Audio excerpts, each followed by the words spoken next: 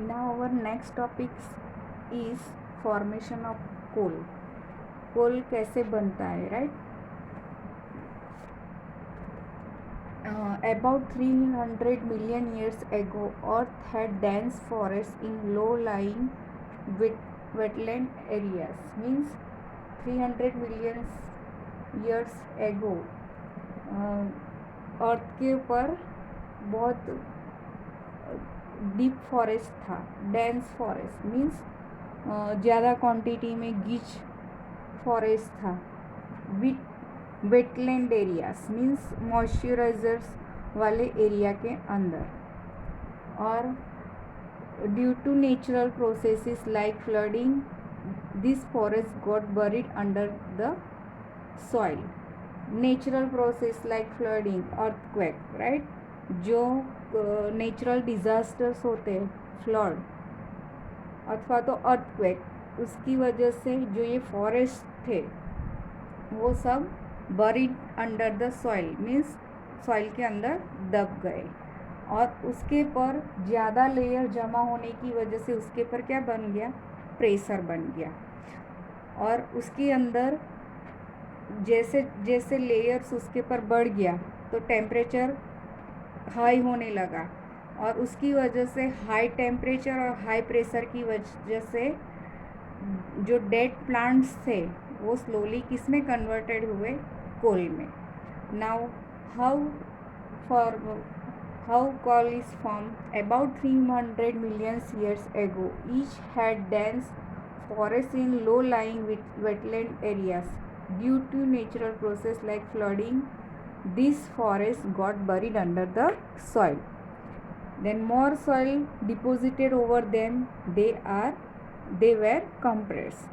The temperature also rose as they sank deeper and deeper. जैसे temperature बढ़ता गया वो प्लांट्स थे वो उसके ऊपर लेयर जमा होते गए और वो ज़्यादा से ज़्यादा नीचे दबते गए.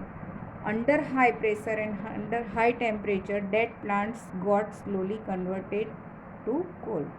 और उसके बाद ज़्यादा प्लांट्स डीपली जाने की वजह से उसके पर लेयर्स जमने की वजह से हायर टेम्परेचर और हायर प्रेशर होने की वजह से जो डेड प्लांट्स थे स्लोली किस में कन्वर्टेड हुए? कोल. और कोल में मेनली कंटेन क्या है? कार्बन. और जो ये स्लो प्रोसेस कन्वर्जन की डेड वेजिटेशन की कोल में जो कन्वर्जेशन है वो प्रोसेस को क्या बोलते हैं? Carbonisation. The slow process of conversion of dead vegetation into coal is called carbonization.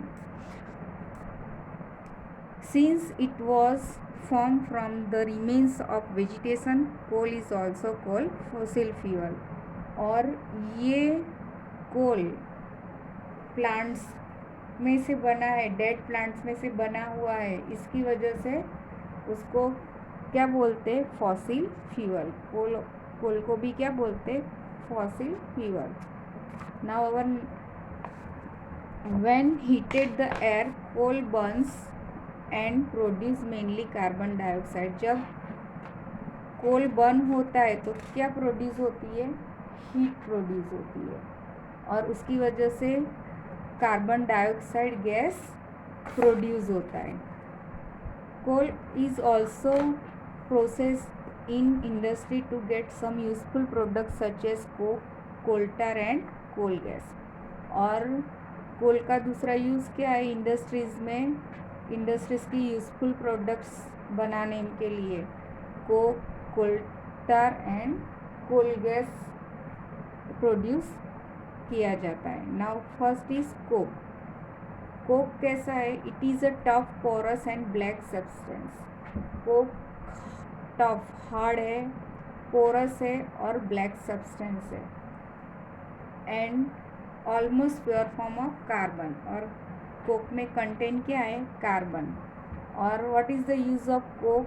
तो coke is use in manufacture of steel and in the extraction of many metals. Extraction of many metals means जो metals के अंदर zinc, copper, दूसरे minerals का जो mixer है उसमें से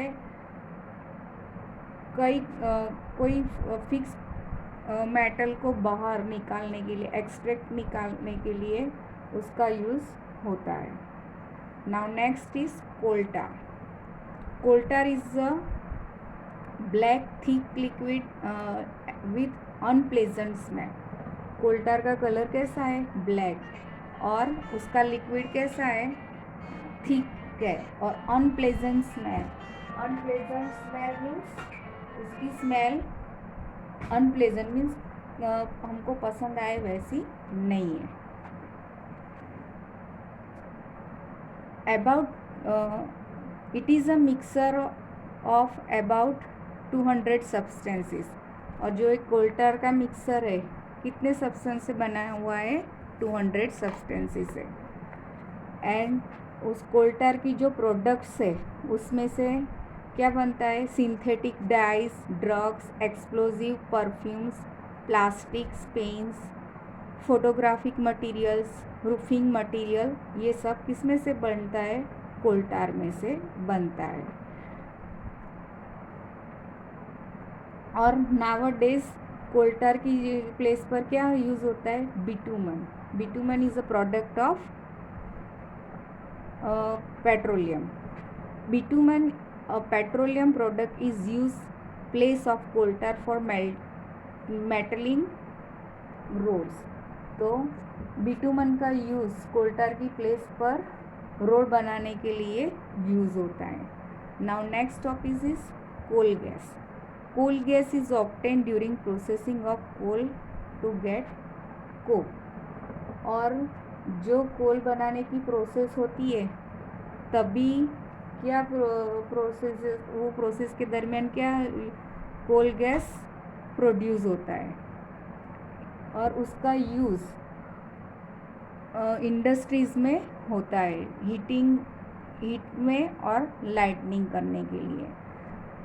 कोल gas was use for street lightning for first time in London in 1810 and in New York around 1820. Nowadays it is used as a source of heat rather than light.